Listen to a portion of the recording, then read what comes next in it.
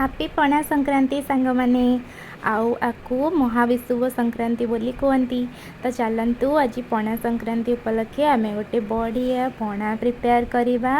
ତ ସେଥିପାଇଁ ମୁଁ ସବୁ ନେଚୁରାଲ ଇନଗ୍ରେଡ଼ିଏଣ୍ଟସ୍ କଲେକ୍ଟ କରିଦେଇଛି, ଯାହା ଆମର ଦେଶୀ ଜିନିଷ ସବୁ ବେଲ, କଦଳୀ, ନଡ଼ିଆ, ଆମ୍ବ, କ୍ଷୀର ଏଇସବୁ। ଆଉ ମୁଁ ସବୁ ଗୋଟେ ଗୋଟେ କରି ବେଲରେ ମିଶାଉଛି।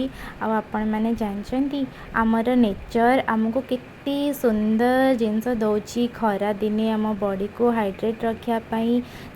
ଯାହା ବି ଆମର ଗଛ ପତ୍ର ଆମ ନେଚର ଆମକୁ ଦେଇଛି, ଆମକୁ ନେଚରକୁ ବି ପ୍ରୋଟେକ୍ଟ କରିବା ଦରକାର।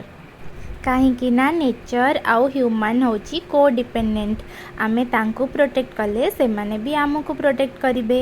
ଆଉ ଏମିତି ଏନଭାୟରନମେଣ୍ଟରେ ସଷ୍ଟେନେବିଲିଟି ମେଣ୍ଟେନ୍ ହେଇକି ରହିବ। ତ ଆଜି ଚାଲନ୍ତୁ ପଣା ସଂକ୍ରାନ୍ତିରେ ଆମେ ନିଜ ସହିତ ନେଚର ପାଇଁ ବି ଟିକେ କେୟାର ଦେଖେଇବା। Thank you.